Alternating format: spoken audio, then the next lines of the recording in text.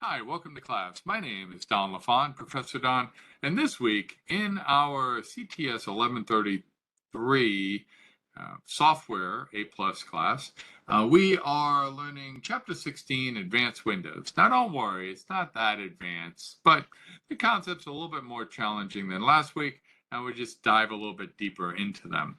Now, I'm going to share my screen in just a moment. If you have any questions during the presentation and you are live with me, please hold those questions until the end of the presentation, and I will allow for some Q&A time.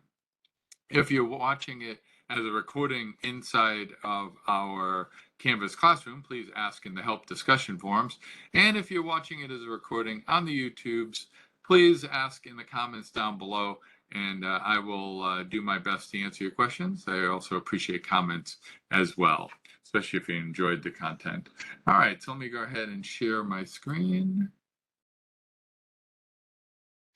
And we'll be together for just about an hour or so, maybe a little bit less. Let's, a couple things I got to do on my side.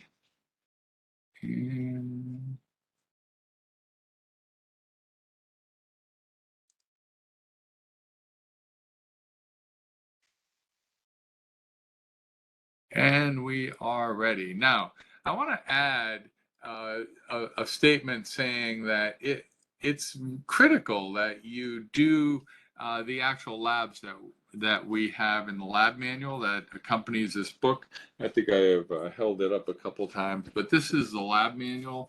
Now, if you have real equipment, or you can load the labs and work on them in a virtual environment for Windows 8, 9. I'm sorry, there is no Windows 9.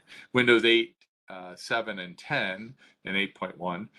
You can do these labs in preferably a virtual window that you have. We actually cover that a little bit later in the class.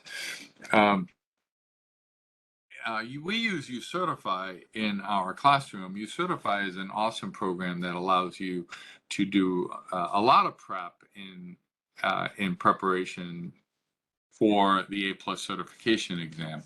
So I encourage that as well. Even if you're just taking this class out on YouTube, you can buy access to this course, and I can provide a link down below. You can provide access to this course. I think it was $120 for the uCertify access, and it comes with many labs that allow you to work through many of the problems that you're going to need to understand before you get into the A+ hardware and software exams. All right. So let me turn on my chat room,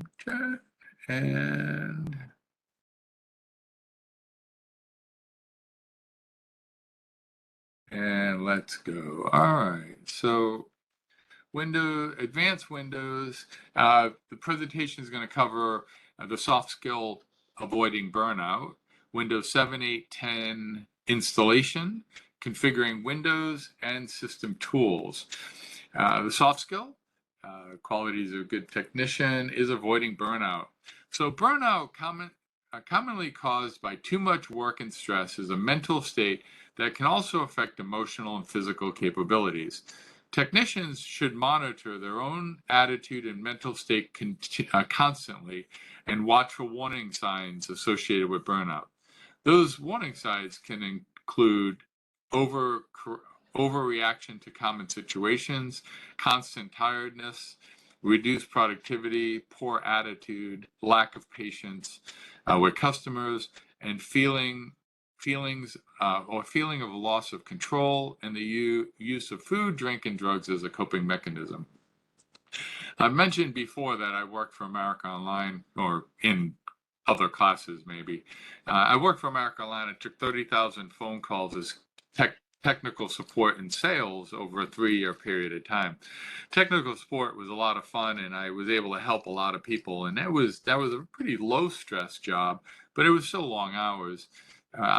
When I moved to sales, and sales in AOL was retention, really, but they called it sales. But retention was really stressful because the money that was possible to make with high turnover or high retention rates was pretty substantial. And so the stress to save as many people as possible was real.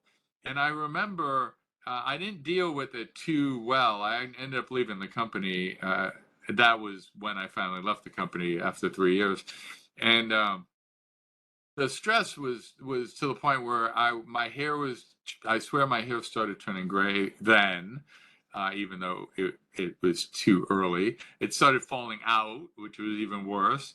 My eyesight got horrible uh, because I was staring at a screen for 14 hours a day, 6 days a week, trying to make the numbers work. And I was always interacting with students, and often I wasn't as patient as I was with a technical person. Somebody with a technical problem, I was really patient with them to walk them through the steps of fixing their problem or helping them fix their problem. Everything was over the phone.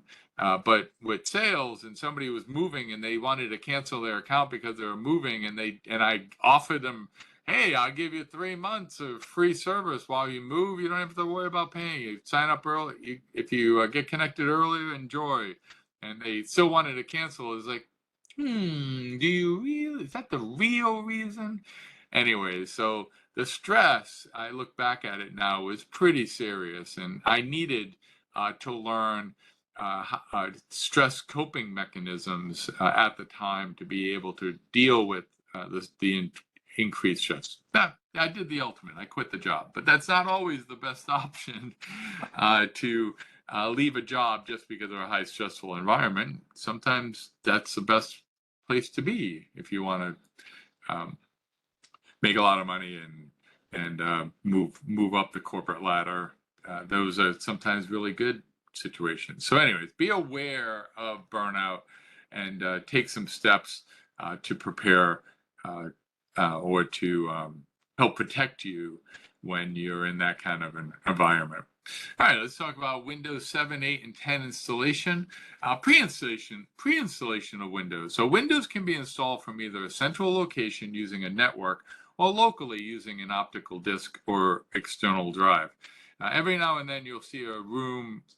I see a room in a classroom at the college where there's nobody in the classroom, but yet computers are rebooting and loading and whatever. That's the network people over in the Network Operating Center, the NOC. They are rebooting and installing new software. You don't have to be at the computer to load software. You can do it remotely.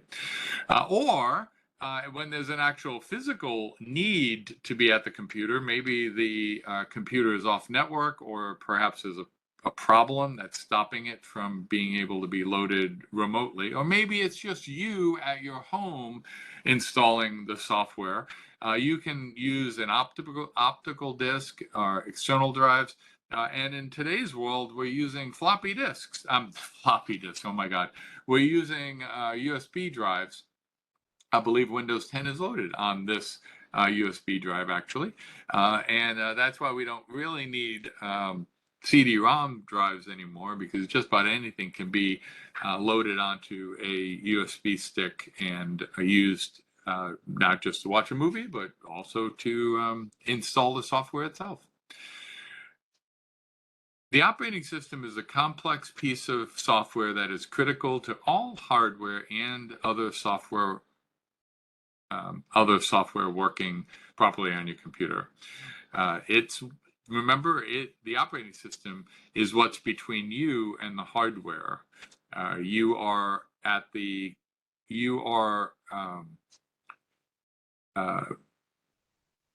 use the kernel to interact. Well, the operating system is your interaction with the application uses the.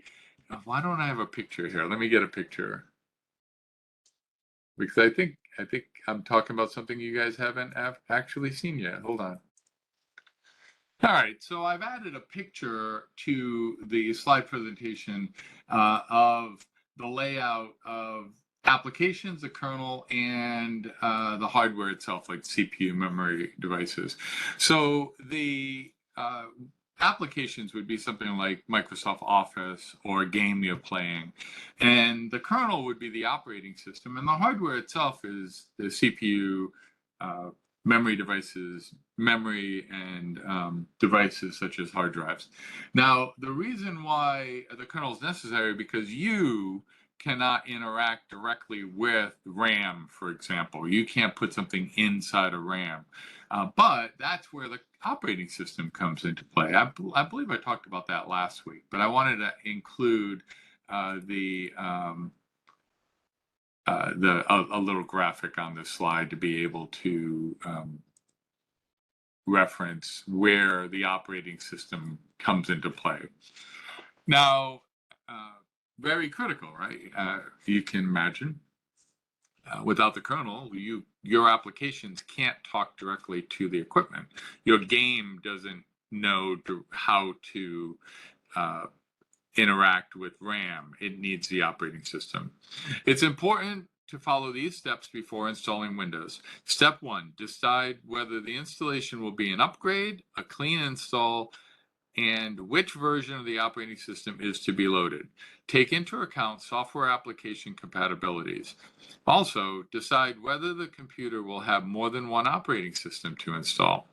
So step 1, when you are installing a computer, you can upgrade an existing software. So for example, I went from Windows 10 to Windows 11.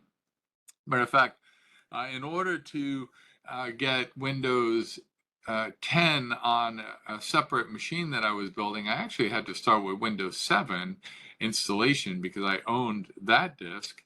And I installed Windows 7, then I installed Windows 8 on top of Windows 7, and then I installed Windows 10 on top of Windows 8. It seems like a lot of steps to be had, but it meant I didn't have to pay for the operating system because I had already paid for Windows 7, and Windows 8 and Windows 10 were upgrades from Windows 7. So that would be clean installs.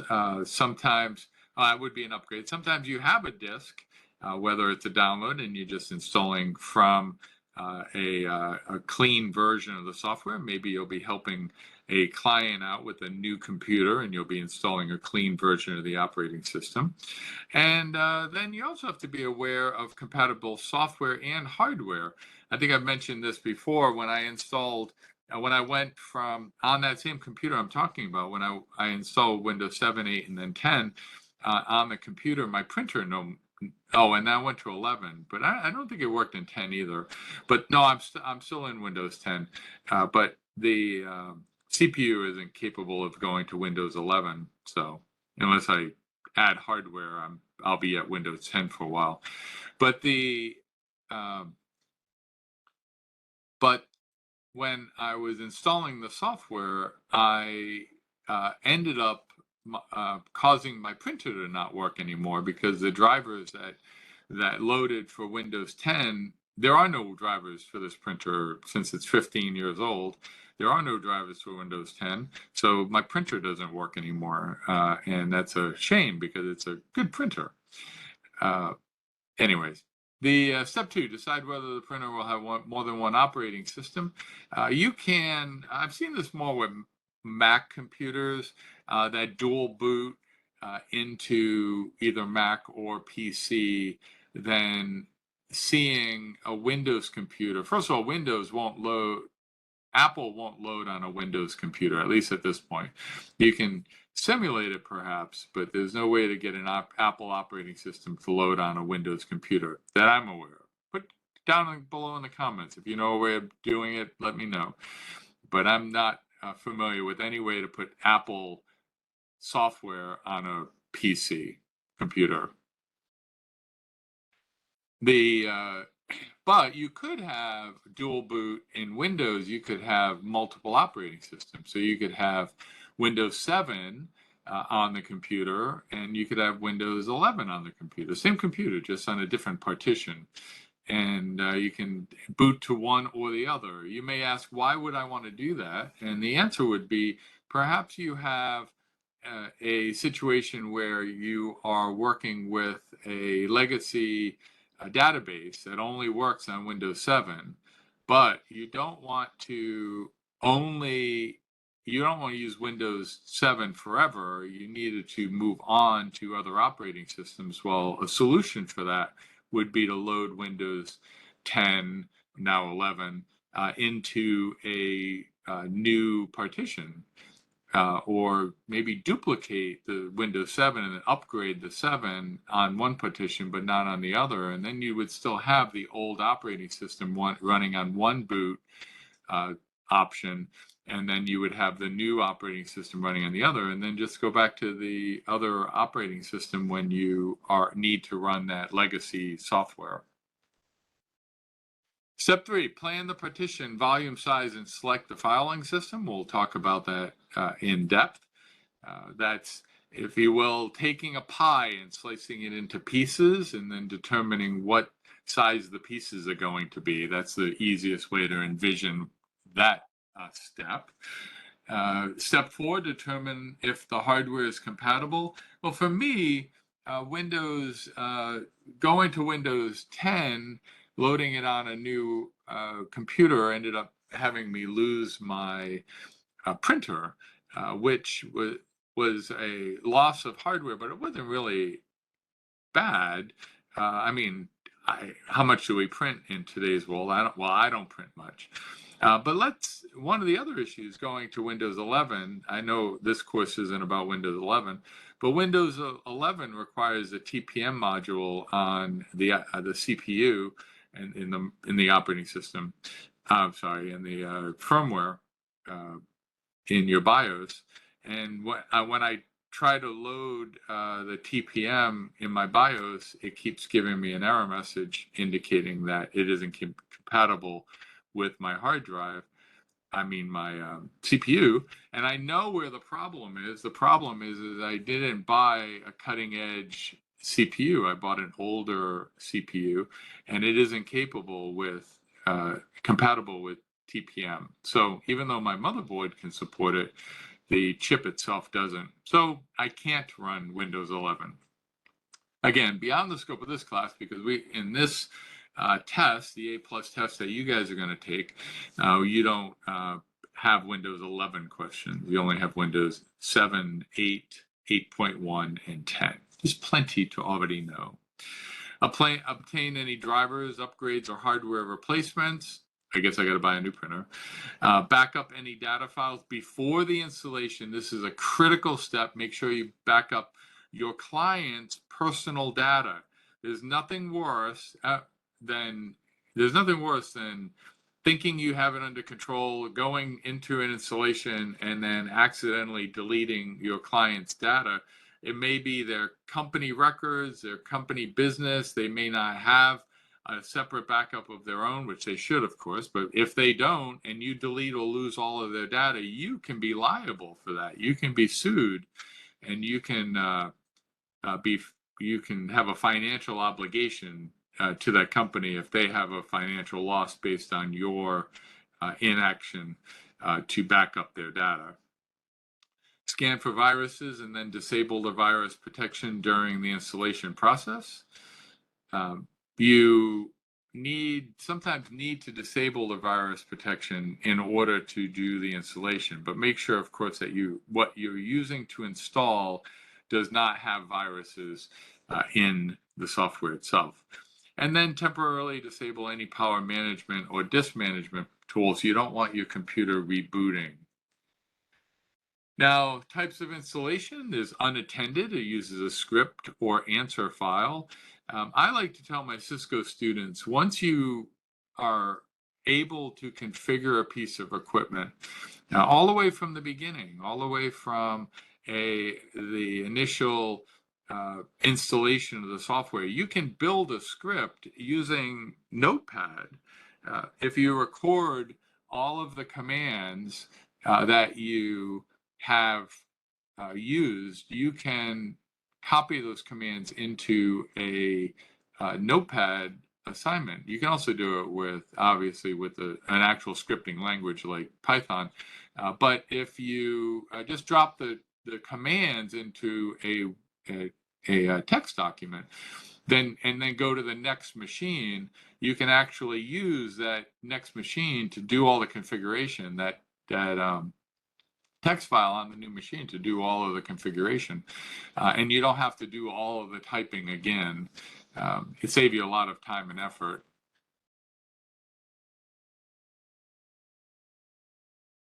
In-place upgrade upgrades an existing operating system to Windows 7, 8, or 10.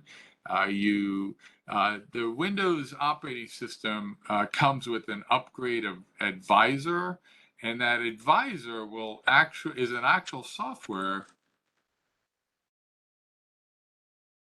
I'm opening it.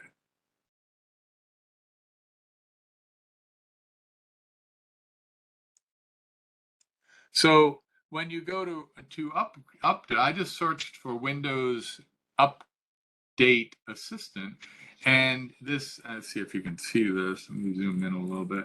And what it does is it installs a small program on your computer. You download it here, installs onto your computer, and it looks at your hardware and software to determine whether or not you're capable of running Windows 10.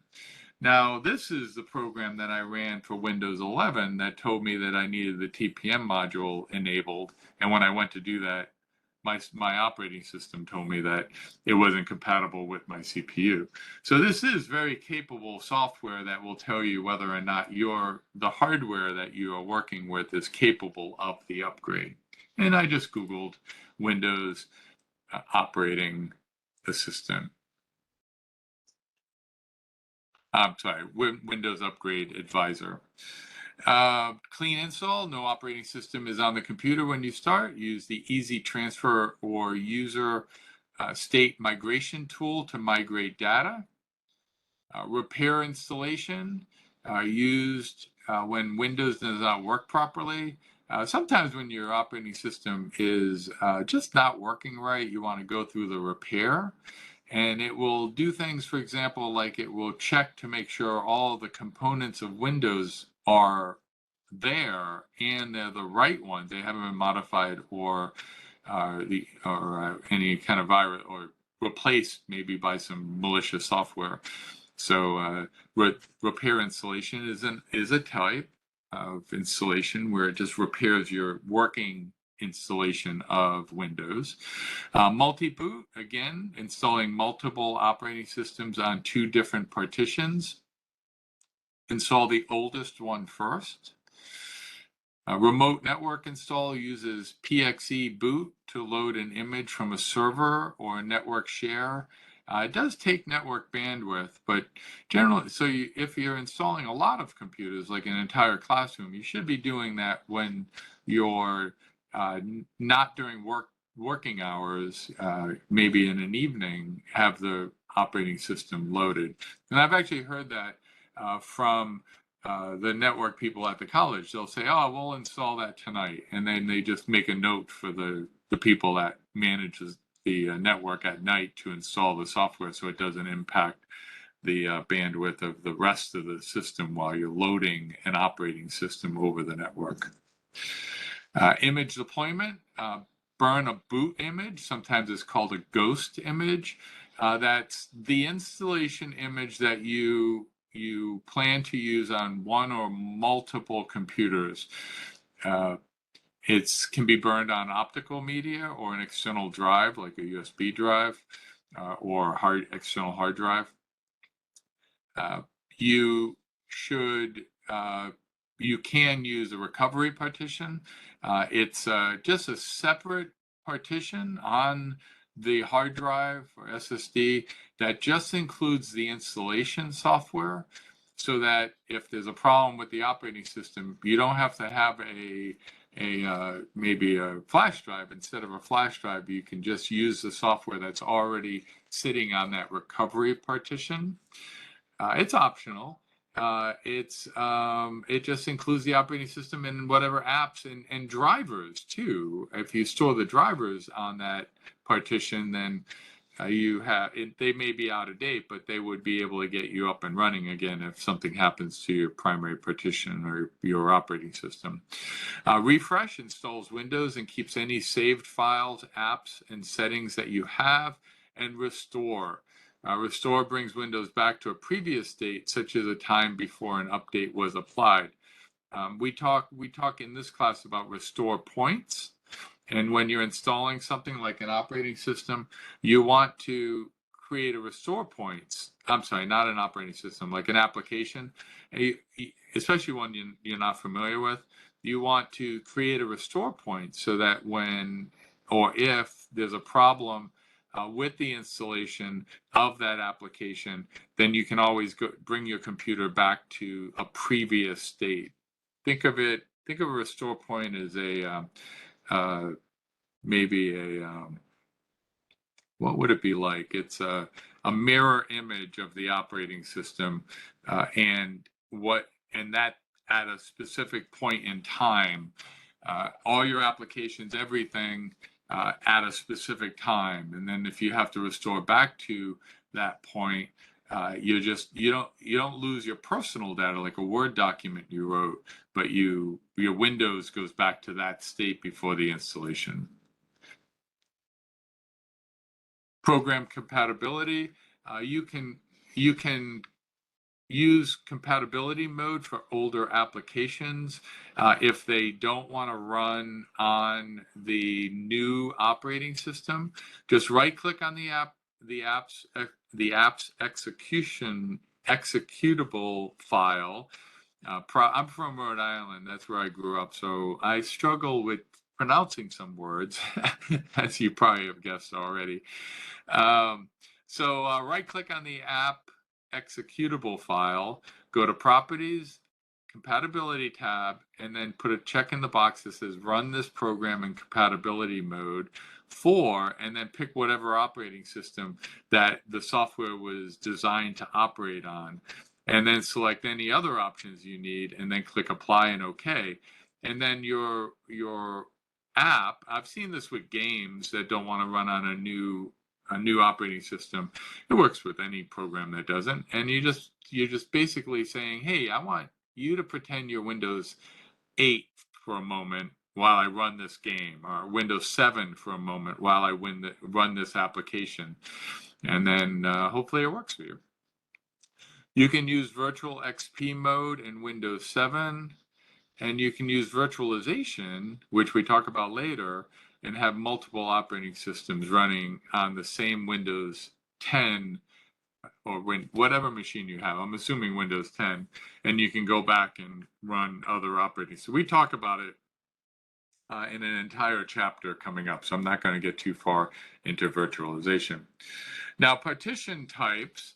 When we're talking about partition types, we have basic, primary partition, extended partition. We also have some more. We have MBR, dynamic, GPT, and partition. Basic disk is the most common type of partition that can contain primary partitions, extended partitions, and logic drive. Each primary partition and logic drive must be formatted for a specific file system. Now that's what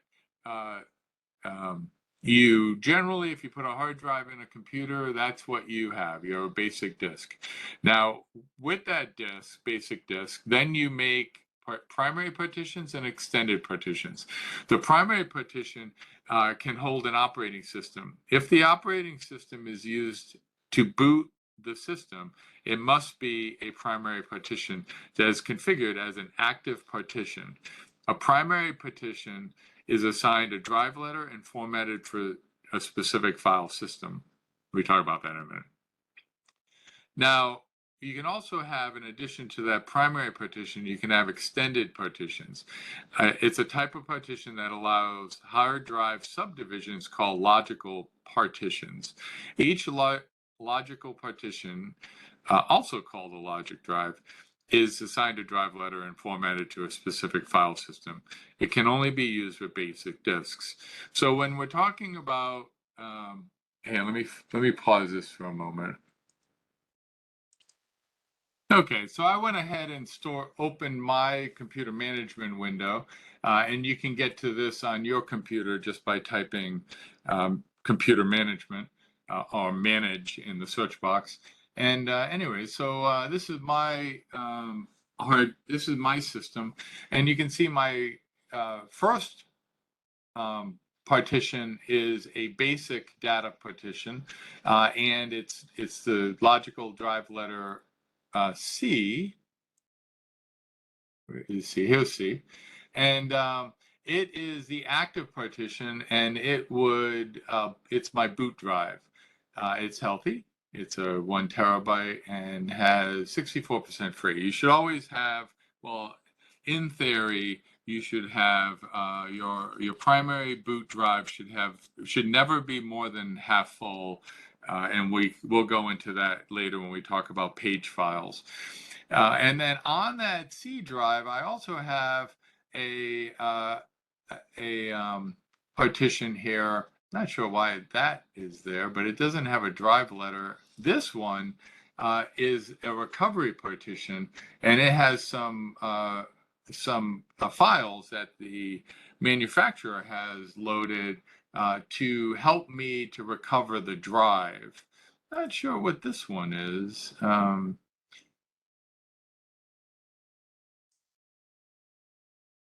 So I've loaded what an EFI system partition is, and it is automatically generated when I use a GPT partition style, and we talk about that on the next slide. Anyways, for large drives, and it is where the EFI bootloaders and applications used by the firmware at system during startup are stored. So that is something I didn't put there, but when I install the operating system and put this new M2 drive in my computer, it was already that partition was already created with FAT32, and I just recognized it just now because I'm teaching a class. Why wouldn't I recognize it during the class?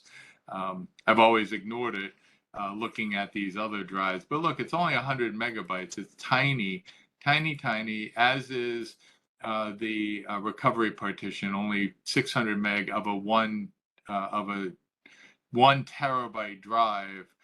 It's really small. Then I have my USB drive. That's also a terabyte drive.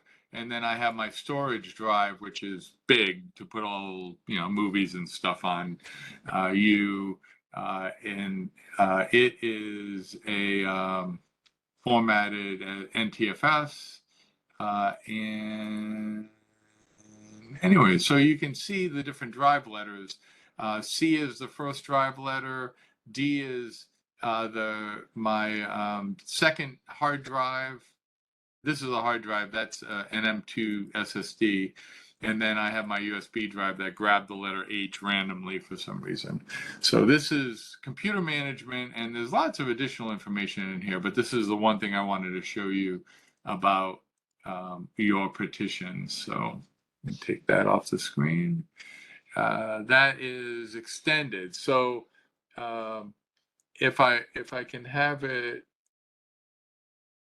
So you have back to this again. So these would be extensions on the same drive. Notice this is all one drive, and it's all formatted as a basic disk.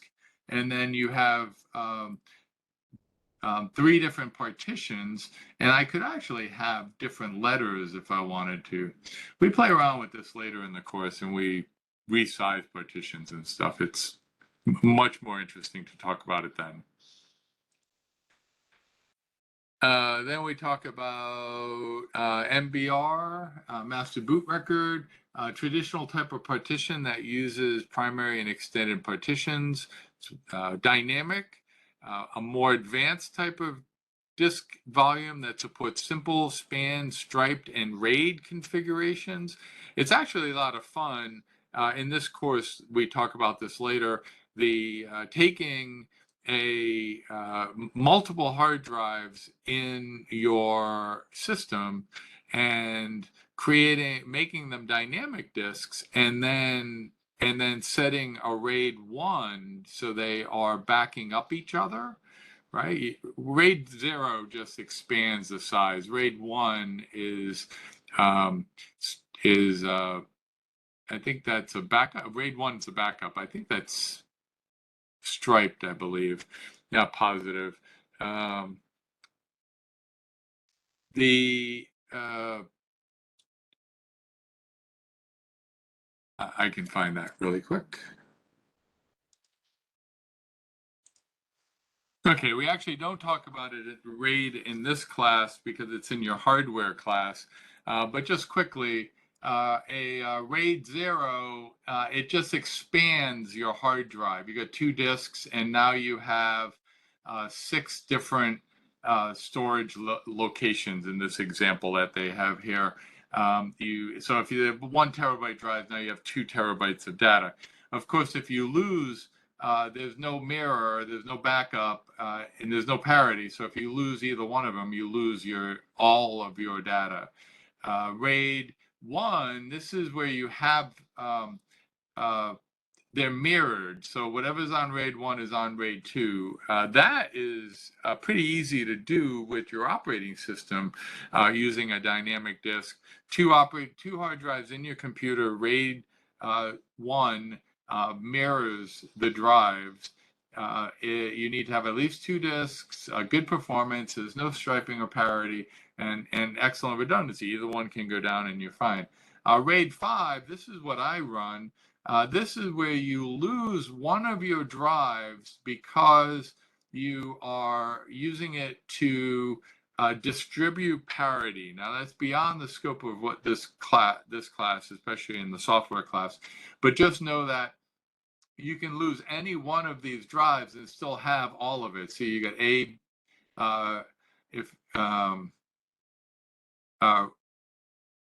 you have RAID, you can lose any one of the drives, and you will have a complete backup. So, but you can't lose 2. You can only lose one of the drives. So I constantly monitor my RAID cabinet to make sure that there are that I don't have any error messages. I get a big red light that lights up when one of the drives goes bad. And when it does, I jump online to my favorite shopping site and I buy a hard drive and I put it in there, because I know if a second drive goes down, then I lose everything, and I don't want to do that. It's the whole purpose of having a RAID cabinet is having a backup. And then of course RAID 10, that's multiple drives, both of them backed up. So you're mirrored to another set of drives, and you have striping going on. So you're completely safe here, but you also lose 2. Basically, you have a duplicate. You have a combination of 1 and 5 gives you RAID 10. Anyways, a little bit beyond the scope of this class, because we talk about it in the hardware class, chapter 7. If you want to go take a look at that, and I've created these videos. If you're not looking at it the summer of 2022, then I probably made a video for chapter 7. You can go learn more about RAID cabinets, RAID formatted drives there. GPT, a more advanced, let's get back to our presentation. GPT, a more advanced type of partition that requires a UEFI BIOS and allows partition sizes larger than 2 terabytes, improved protection of the partition table, and you can have more partitions. That UEFI BIOS is the upgrade to just the old BIOS. You know you have a UEFI BIOS if you can use your mouse in your BIOS, then you have a UEFI BIOS, because the old BIOS you couldn't. Swap partition, that's a Linux equivalent of the Windows paging file. Paging uses a hard drive space as RAM, so that programs that exceed the size of the physical RAM can go to your hard drive. It's really relatively slow, and if you can avoid that by just buying and upgrading your RAM so you have more RAM, you don't want to swap. You don't want to be swapping out to your hard drive. M2 SSD, not as bad, but the old hard drives that spin, that's really going to slow down your operating system if you're using a swap partition. Okay, next. There are different file types. And here they talk about compact disk file system, CDFS, CD file system. That makes sense. It's a file system for optical media. FAT, also called FAT16, it's the oldest one of the list in front of us. It can be used with all versions of Windows. 2 gigabit partitions is a limitation with the older operating systems. 4 gigabit with XP and higher versions of Windows. FAT32 supported with all versions of Windows, commonly used with removable flash drives. Supports drives up to 2 terabytes and can recognize volumes greater than 32 gigabytes. And then exFAT, commonly called FAT64, is a filing system made for removable media such as flash drives and SSD cards that extend the drive size limitation to 64 zettabytes in theory, although 512 terabytes is the recommended max. If you've got a 512 terabyte flash drive, I'd like to see it. My 1 terabyte drive cost me way more than I wanted to pay for it when I bought it a couple years ago. exFAT is supported by all Windows versions. Continuing with file system types, we have NTFS, used with Windows 7, 8, and 10, supports drives up to 16 exabytes, which is equal to 16 billion gigabytes. Just give you an idea what an exabyte is. But in practice is only 16 terabytes maximum. Supports file compression and file security encryption. NTFS allows faster file access and uses hard drive space more efficiently, exports individual file compression, and has the best Windows file security. You noticed, I don't know if you remember, you can click back in the video, my hard drives are all NTFS.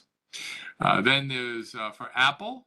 Apple has HFS, hierarchical, hard word for me to say, file system. You get it once, that's all you're going to get. Used in Apple computers that have been upgraded to HFS Plus, and then later upgraded to Apple File System APFS in 2017. Then there's Network File System, NFS, with that works with Sun Microsystems. You find those in Linux systems, allows access to remote files over a network. Extended File System 3 and 4, they're used in Linux-based operating systems. It's a journaling file system, which means it tracks changes in case the operating system crashes, allowing it to restart without reloading. And 4 is just for the same thing, but for larger volumes and file sizes in Linux. We talk about hardware requirements. Now, these are really the basic hardware requirements, and you would probably not want to run to any one of the operating systems, even Windows 7 on 1 gigabit of RAM. Your computer would find yourself would be run slowly, especially with some of the applications that we are currently running in today's computer environment. So one processor, 1 gigahertz, really a slow processor, but it is the minimum. 1 gigabit of RAM. My computer has 128 gig of RAM. That's unusual. Most people have 8 or 16 or 32. Graphics support for DirectX or higher, DirectX 9 or higher with 1.0 WDDM driver. That's just deals with the graphics. And then a hard drive. You need to have at least a 16 gig hard drive in today's world, but we really don't buy, we need 16 gigabits of space, 20 if you're running a 64-bit machine, and that's if you that's just the storage of the operating system. on the hard drive itself. So obviously in today's world, most people are running a 1 terabyte or larger hard drives. Although I guess if you have an older laptop, you might be with Windows 7, you could have a 1 gigahertz processor with maybe just 2 gig of RAM. Interesting. Network types, you can set up work groups, home groups, and domain. A work group can be configured on Windows 7, but file and print sharing are not automatically enabled as they are with Windows Home Group. Note that Windows Home Group is removed starting with Windows 10 version 1803, but you can still share files and folders across a small network without having Home Group. Home Group, normally created in a Windows 7, 8, 8.1, or 10 home or small business environment that automatically turns on file and print sharing. Note that computers with Windows 7 Starter or Home Basic can join a home group, but not start a home group. All Windows 7 and higher operating systems can join the home group. Starting with version 1803, Windows 10 no longer supports home group as a network choice, but you can still share files without that nomenclature, without that feature. Now, a corporate environment uses a domain where users are authenticated with a centralized user ID and password. Whatever machine that the user goes to, the user ID and password would be the same. You've done this in a college environment where you can go to any computer in our classroom or any classroom and still sign in. It uses a remote authentication server that allows you to be authenticated no matter where you are.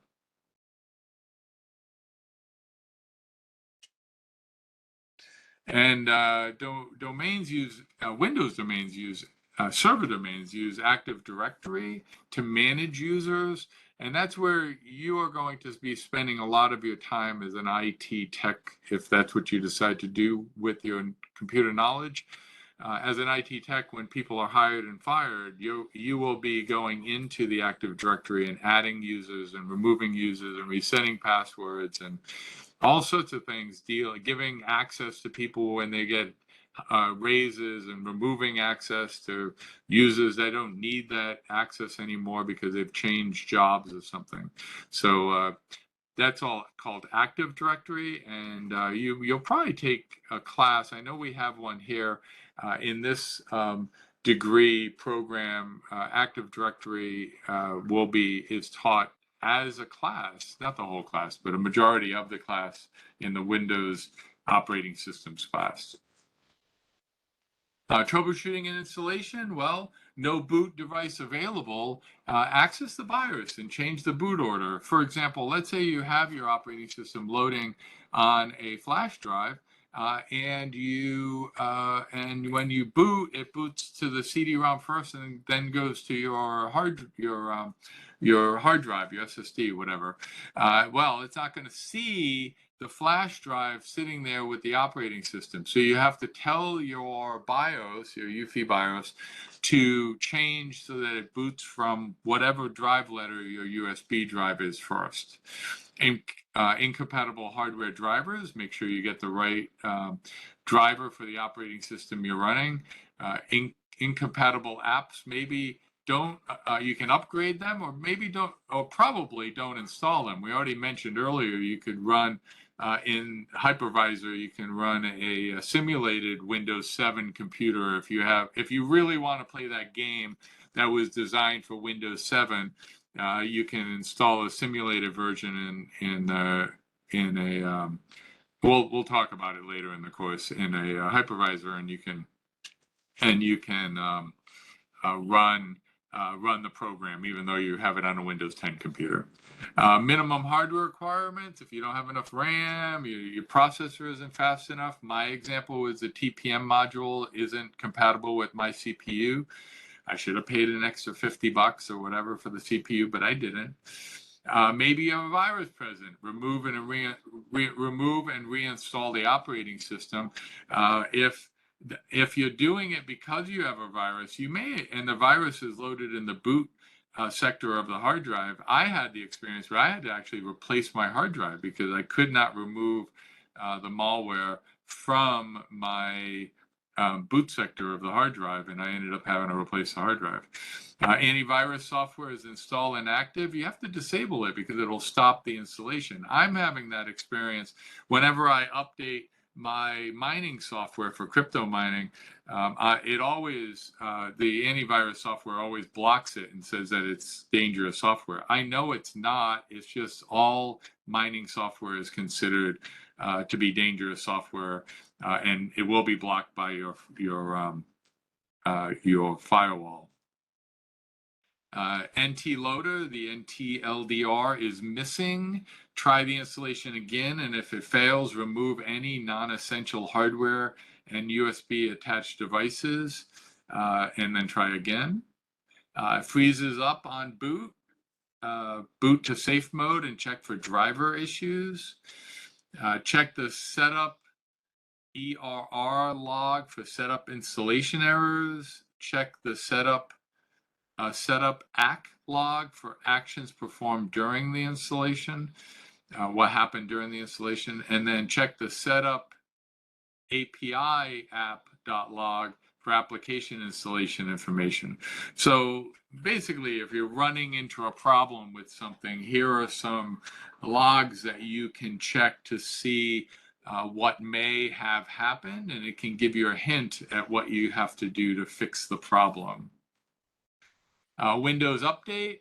If you're updating your operating system, configuring Windows 7 or 8 for automatic updates. And it's a good idea. You want your computers to always have the newest software. Now, for me, I have my software prompt me, do you want to reboot your computer? Because I have mining software running on it, crypto mining software. And I don't want it to make a decision when to reboot my computer, because if it does it at 2 o'clock in the middle of the night, then I don't have, my computer doesn't reboot again, or if the mining software doesn't restart again, then that's a financial thing, right? So I always have it download the updates, tell me there's an update, and then I manually start the update. But you can set up automatic updates. Windows 10 by default does automatic updates, but Microsoft is rethinking that policy at the time of press. So they have, since that point, they have given us back the ability to schedule our updates. And you may have seen a little pop-up on your screen that says, would you like to update now or later? And it allows you to schedule a time to update. You can access Windows update settings for Windows 7. You go Start, All Programs, Windows Update, Change Settings, and then they also provide the steps for Windows 8 and Windows 10. I like to just search for updates. I just do a search in the bottom left for updates, and that usually takes me to my Windows update settings. 2 options are available in Windows 10, use recommended settings and install important updates only. And then recommended settings option automatically updates and installs updates classified as important and recommended. Configuring Windows.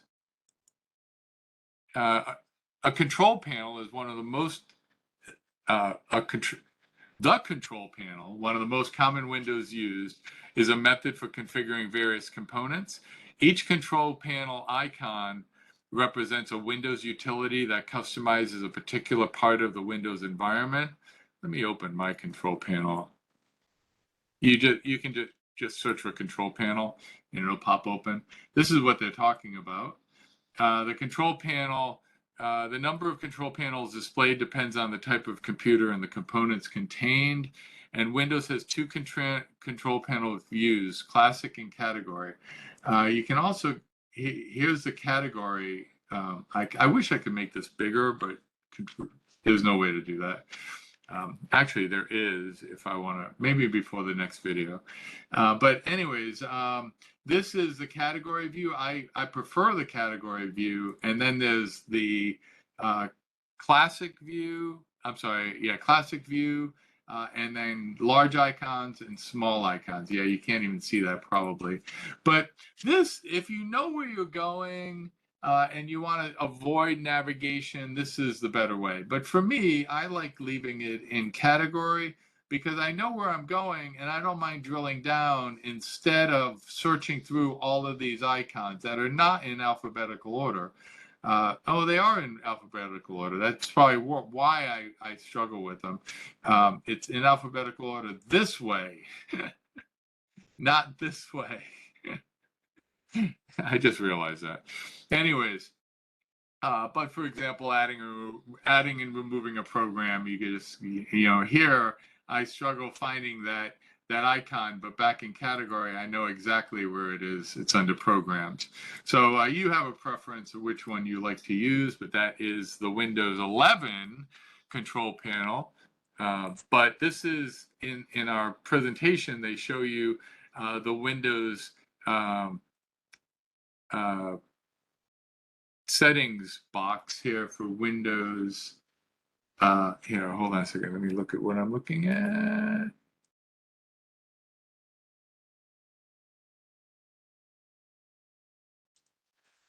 Okay, so this is Windows 8 settings, and under Windows 8 settings, you can click Control Panel in the bottom left.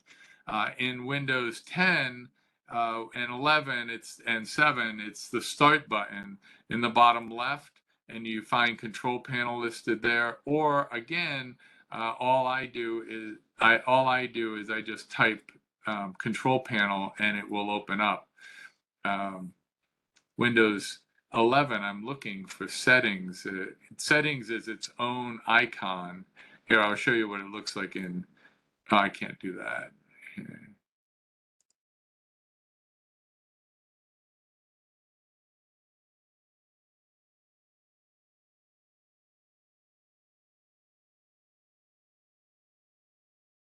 It didn't work. Hang on a second. One more second.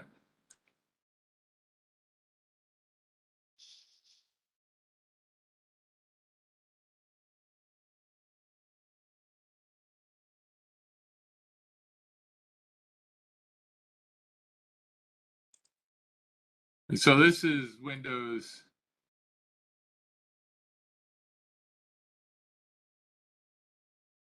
This is Windows 7, and you have to click on Settings here. This is Windows 11. You have to click on Settings, and then once you get to Settings, then you can go to the settings. Gives me access to all of the things that you're familiar with. Again, just typing Control Panel directly stops you from having to navigate through these windows trying to find. Here's your Windows Update, by the way. Here's your Windows Update. And just opening it has me checking for an update. That's pretty cool. And there's an update available. Guess what? I'm not going to do it now. I'll check that update later. So let's keep going. So they just showed you in Windows 8 where the control panel icon is. And in computer management, I already opened my computer management window, and we talked about looking at disk management. I was right here a little bit ago. Let me get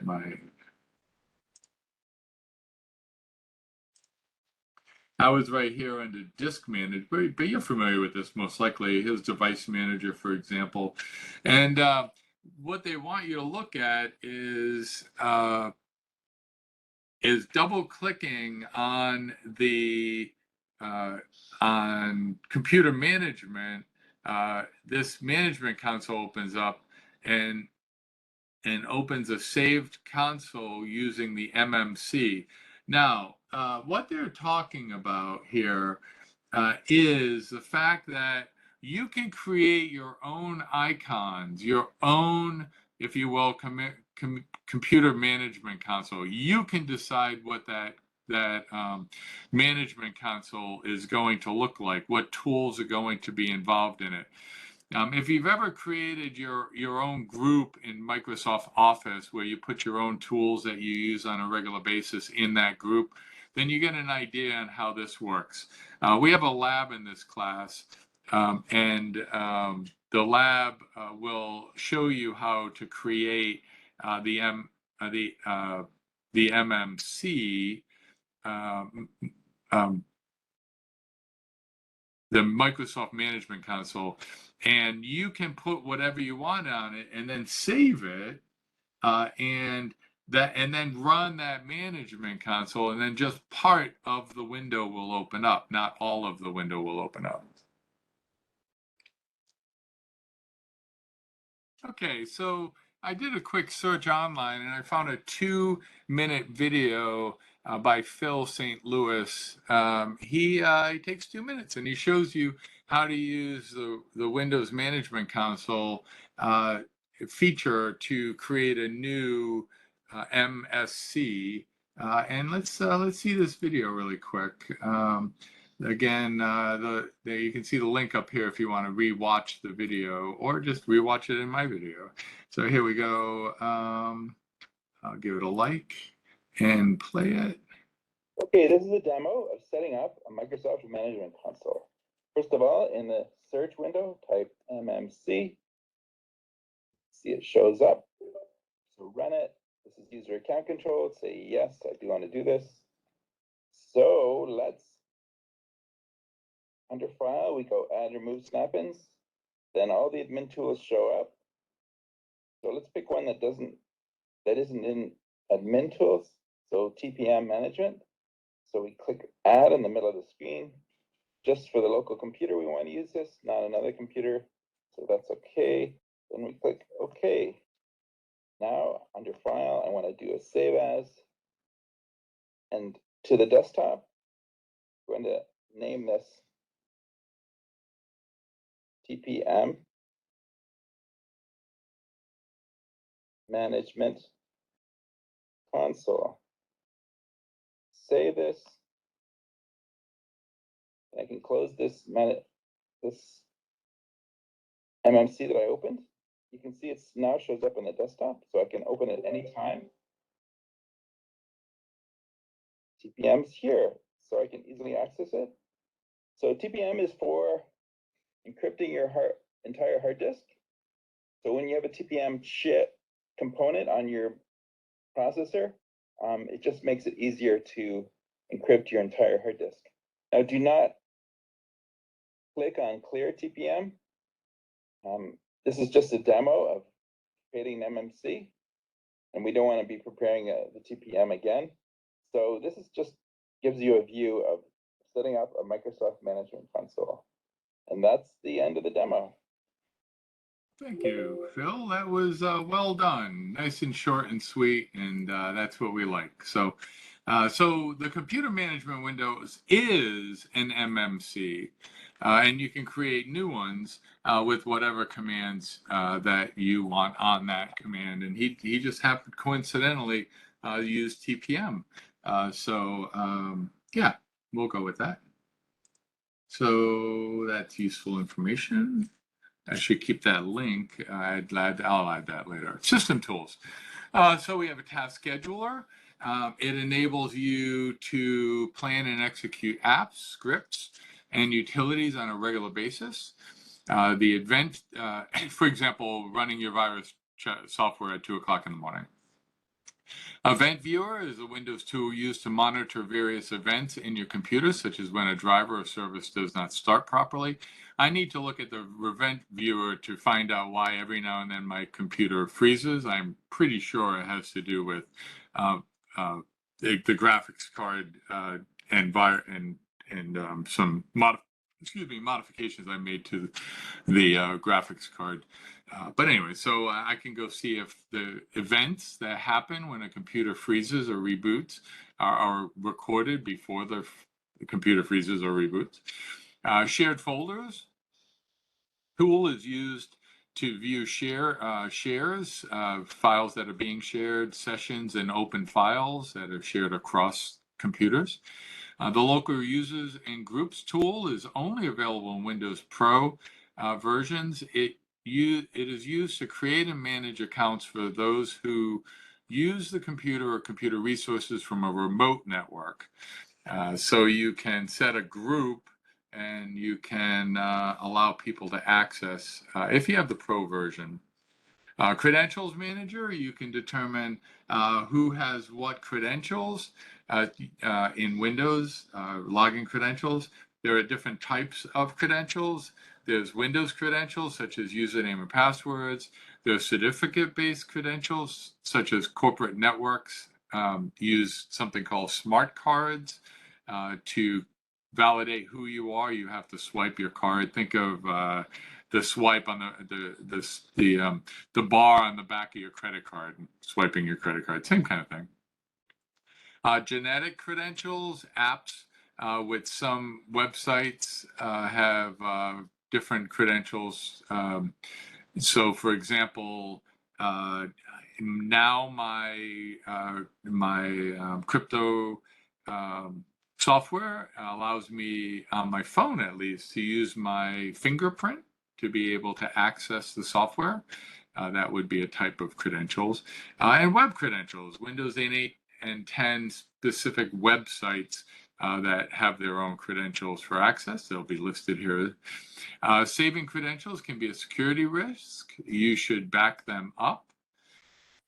Windows 7, user accounts and family safety control panel. Windows 8 and 10 use user accounts control panel to get to your credentials manager. They give you a picture there of the credentials manager. Okay. Local and user groups. Windows 10 in the Pro versions used to manage accounts for those who use the computer. And that's in contrast with domain or global users managed from a network server. A down arrow on the icon means the account is disabled.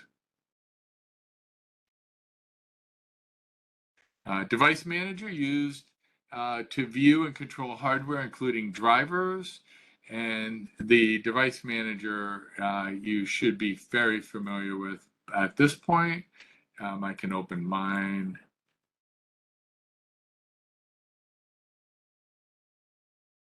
And you can see the Device Manager. And from the Device Manager, you're able to, it doesn't help to make it bigger, but you can see your drives, and you can see the display. You want to see, I know it's really small, especially if you're looking at a phone. I apologize for that. But your display adapters and your device drivers are here. Where are your device drivers? Am I looking? I'm looking. Oh, I'm in the Device Manager. Yeah, that's where I wanted to be. And disk drives, the hard drives you have running, and USB drive in this case, firmware updates, keyboards, mice, processors, lots of information about your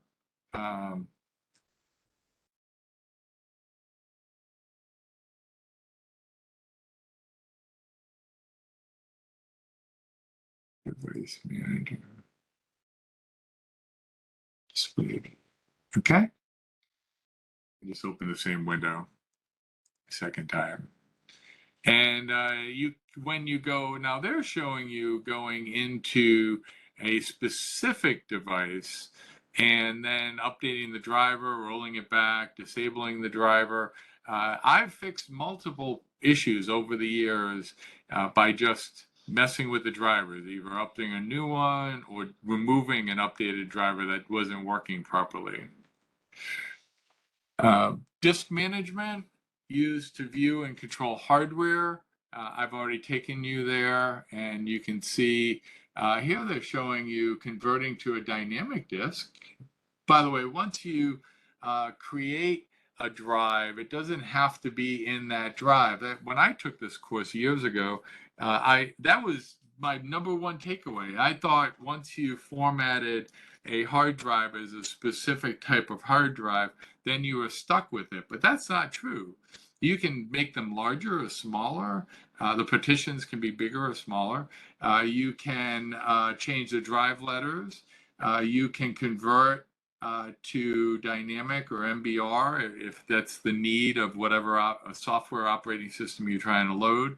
The most important thing is many of the times that you're working with the hard drive, you can make them larger and smaller without messing with the actual software. But sometimes if you're like setting up a spanned or a striped volume for RAID, you lose the actual data that's on the drive. So you need to do it at the very beginning when you are starting to manage the hardware on your equipment, not later. Obviously, it makes sense. If you have two hard drives that have data on them and you convert them to a spanned volume, then you're going to have a problem, right? Disk management, disk cleanup tool. It's determining just overall disk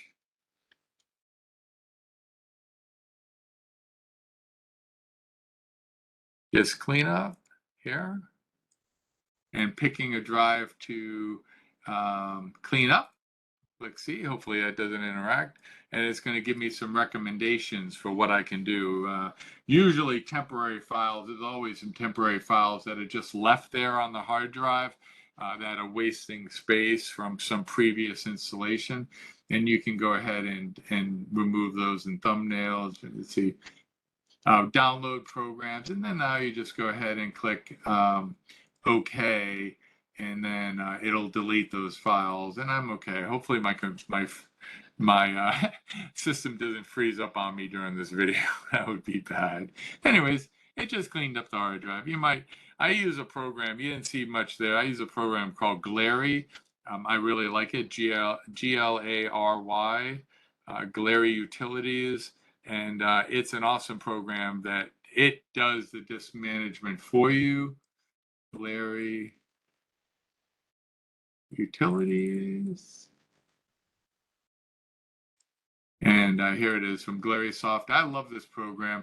And there's a free version for home use and paid for version if you have it for a company. So this is an excellent program to do some maintenance, overall maintenance. I might have mentioned it to you already. It might have been my other class, but whenever I'm working with somebody that's not all that computer savvy, I always install that, tell them about it, install that program for them. And I say, whenever your computer starts acting up, instead of calling me, run this program first and see if it clears up the problem. And one of the things it does is it cleans up unused files and shortcuts that don't work and stuff like that. The error checking tool, Windows 7, because Windows 8, 10 fix disk errors automatically. But the error checking tool on Windows 7 checks drives for file system errors, bad drive sectors, and lost clusters, like the command check disk does. If you are familiar with DOS, that's where you run that check disk. Optimize and defrag. Remember, only defragment hard drives, physical spinning platters. You never want to defrag a USB drive. You never want to defrag a M2 or SSD or M2 SSD because of the added wear and tear on the drives. There's no need for that on a non-movable drive. Only on the movable drives does the defrag tool help. Resilient file system. This was something that's coming I even did a search earlier. It's the Resilient File System, REFS, is Microsoft's newest file system. It's designed to maximize data availability, scales efficiently to large data sets across diverse workloads, and provides data integrity with resiliency to corruption. It seeks to address an expanding set of storage scenarios and establish a foundation for the future innovations. And I just brought it up. It's going to be the future of NTFS. you should be aware of it. A little bit beyond the scope of this class. Services, you can see what services are running in the background. Software can be started, stopped, paused, or resumed, or disabled by an administrator. And sometimes these programs are what's causing the problem. Maybe they're using a high level of usage. Let me go to mine. You can get to this window by going to, I don't know if you can get there just straight services. Yeah, look at that. You can get there straight by jumping right to services, and you can get to the window. You can see all these programs are, let's go to status. All these programs are running in the background. I didn't start all these programs running in the background, but Windows does, and it's what allows your operating system to work. The way I normally get there is easier to remember, is the Control-Alt-Delete, and then just click on the Services tab. And you can see what might be running in the background that's creating a problem or a conflict. Data sources, ODBC, Open Database Connectivity, is a programming interface that enables applications to access data from a database. Access the data source, ODBC control panel, by searching for administrative tools, control panel, and tap on data sources. And this will show you what your drive the data sources are for the different programs that may be installed on your computer. Yeah, let me see if I can, what mine has. Yep, there it is. And I have a 32 and a 64-bit. And you can see when I open mine, I have Excel files, Access files, and DBase files, going back a little bit. But it just, you can add additional sources of data, just something to be aware of. And print management console, so you can, I just helped a woman I was tutoring set up her printer, and I had to clear out, I don't know, she must have hit print 300 times for the same document. I know as a technician, I tell you to keep doing what you're doing, even if it doesn't fix the problem, something like that. But hitting print 300 times is not going to all of a sudden make it print. So anyways, you go to print management, you can see all your printers that are installed in the network, if you have a network environment or in your home, and you can set up shortcuts to those printers. You can determine what the primary printer is, and you can even jump to just the print management console just by typing in print management.msc. That would be a good example. And you can see this count, just it's similar to our control management console, except there's print management. It tells you about all your printers, facts, and you can delete ones that don't make sense. So let's say you've installed a printer 3 times and it shows up here one time, and then it's copy 1, copy 2, copy 3. And you can delete those here, and you can make additional changes. Here's all your drivers for your printers. Roll them back, delete them, update them. You know, there's lots of good stuff there if you're having issues with your printer. Recovery console. Now, remember earlier we were talking about recovery options where you could restore an old system. As you get here, one way to get here is by hitting F8 as your computer is rebooting. You can also use a Windows disk that boots to the disk, and this window will open up and it'll ask you what you want to do. If, let's say, your disk drive is the D drive and you have D as the first option in your boot, then this will give you access to a Windows system restore to a different restore point, system image recovery. You can create a Windows, obviously you have to do it in advance, but you can create a Windows system image, and then you can recover from that image, kind of like a system restore, except from a disk instead of a point. Startup repair, command prompt, startup settings. You can go back to a previous build, and let's say you upgrade to Windows 10 and you hate it. I don't know anybody that hates Windows 10. But let's say you go up to Windows 11 and you hate it. You can go back to Windows 10 if you want, although it's almost the same. Anyways, and then Windows Memory Diagnostics. So it allows you to turn on a tool that operates, that manages or pays attention to memory usage, and then it'll help you to figure out if you have a problem with your Windows. Windows Configuration Utility. This allows you to help troubleshoot startup problems. Just type in msconfig in your search box.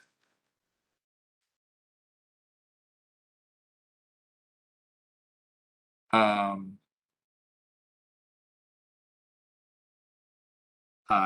don't know what I just did. Hang on a second. It did load.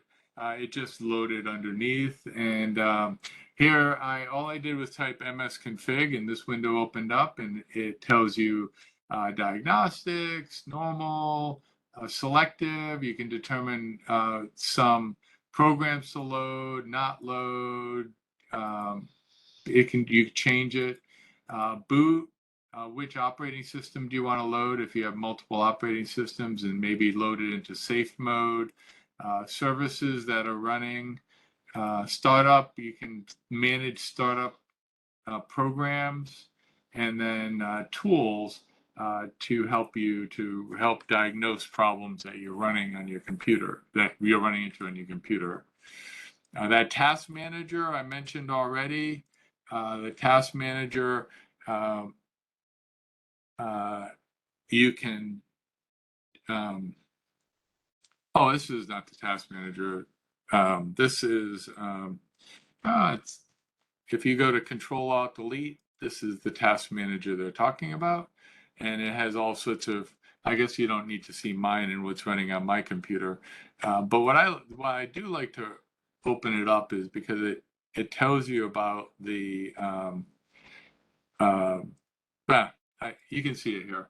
It allows you to see, you can click on each individual one of these categories, and then you can see real-time utilization of your CPU, your memory, Ethernet access, your internet speed connection, your Wi-Fi, Bluetooth, your hard drive access.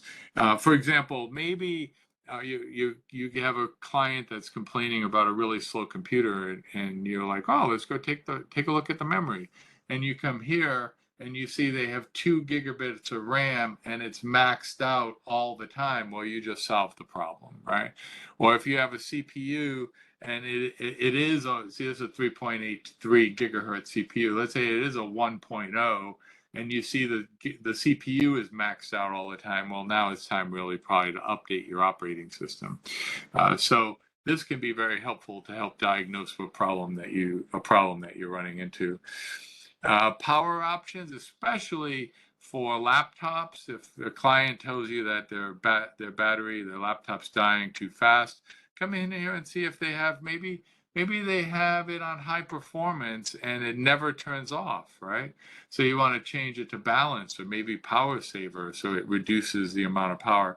You can even set up a custom plan so that the equipment will, the power is set up to higher use for the way you use your computer. That's what I'd rather. Supporting computers remotely. Now, if you have a client that's comfortable with you being able to port into their computer, there are lots of tools out there, for example, like TeamViewer. TeamViewer will allow you to access somebody else's computer and look at their computer and then use their computer as if you were sitting at the desk. Yeah, especially during the pandemic, this came in helpful. Was very helpful for troubleshooting issues when you couldn't meet individually with somebody. There's a remote assistance program loaded in our operating system. You don't have to have TeamViewer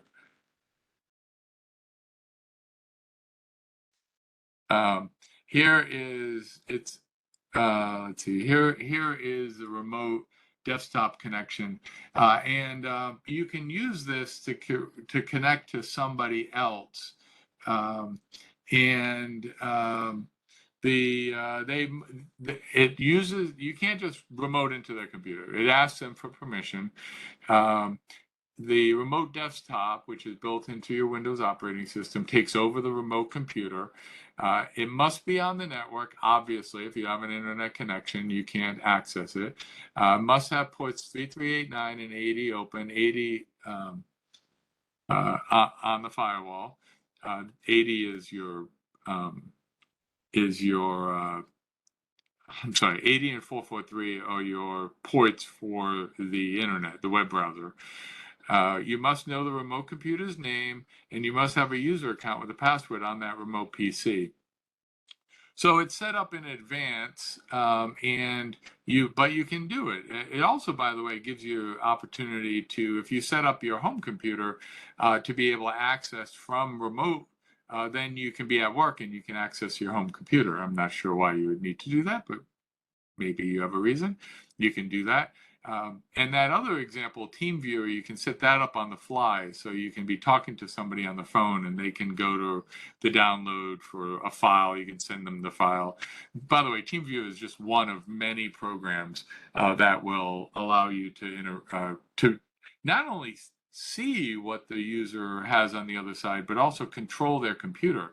When I worked at America Online, I was in the dark. Sometimes we lose power. That's not what I'm talking about. I was in the dark. They literally had we would look at a screen that had some commands that we could recommend, and we would talk to them, and then we would have to, from what they say, we would have to understand what's going on with their computer. Now, once you take 5,000 calls on a problem, you can understand completely, or an operating system. But whenever the operating system was changed, or a new problem with maybe a new installation for me of AOL was available, then all of a sudden I had to troubleshoot that new problem with somebody on the other end where I couldn't actually see their computer. It really helped me to visualize people's computers and issues from afar. And even to this day, I can be talking to somebody on the phone and they can say something's going on. I can just tell them what to do because I know the operating system and I know how to talk over the phone to somebody when they don't know. For example, if you get somebody that doesn't really know how to use a computer, you have to be patient with them. Remember the soft skills. And I remember so many times telling them to hit the escape key, and they would spend so much time looking at their computer screen looking for an escape key that I learned, instead of saying to say hit the escape key, I would say on your keyboard where you type in the top left hand corner, click on the escape key. And that was never a question. People know but I had to learn that from experience, years of helping people over the phone. I had to learn that, and that's just one example of hundreds of things I had to do to help people that I couldn't see their screen to understand what I wanted them to do. All right, with your left hand, click on the. Anyways, well, that's it for today's presentation. This again is our textbook, the complete A+ guide to A+ hardware and software, and this was chapter. What was this? Chapter 15? I think it was 15. And hopefully you will have learned everything you need to know about software for the certification. No, not really. You need to use what I just went through with you. You need to use that as a basis for your beginning for the reading of the chapter, getting your hands dirty with all of those tools. Let me go ahead and stop sharing. You need to get your hands dirty with all of the tools, use your own computer or virtual instance of the computer, virtualization, if you want to. We'll get to that chapter, but if you want to look ahead in the book or on a YouTube video, somebody can show you how to load an operating system on your computer. The reason why we don't is because for us in this classroom, we can always use NetLab. Even when you're not working on a lab, for me, you can always go in and mess with that Windows operating system, and it's virtual. That instance of Windows, I think 10, that's in NetLab, that's a virtual. You can't mess something up with that. If you did, just close out of it, go back in, and you get a brand new virtual machine. So there's nothing to be afraid of. You can go in there and do all the things you ever wanted to do on your computer that you're afraid to do. Go do it on that computer, and get a good hands. Get your, like I say, your hands dirty with the equipment, and it will help you to understand the concepts better. All right. My name is Don LaFont, Professor Don. This presentation, an hour and a half long, a little bit longer than I expected, but that's it for this presentation. If you have any questions and you're here with me live, hang out a minute and we'll talk. If you have questions and you're watching this as a recording inside of our Canvas classroom, please ask in the help discussion forums, and we promised at the beginning of the semester we would all help each other. And if you're watching this as a recording out on YouTube, please ask your questions down below in the comment sections, and I'll do my best to answer those questions. Also, please like and subscribe. That helps me out. It also helps other people to find my videos. You can hit the notifications bell if you are in my current class and you miss a class. It will notify you when I show you the video. Or if you're learning, if you're studying for A+, as I'm making these videos in the summer of 2022, that notification bell will tell you when I've released a new video, so you can jump right on it and get through the next video. Anyways, it's been my pleasure to help you today. I hope you have a great week learning more about hardware and software and the A+ hardware and software, getting ready for your certification exams. And if there's any way I can help you at all, please let me know. It'd be my pleasure to do so. Have a great week. Bye now.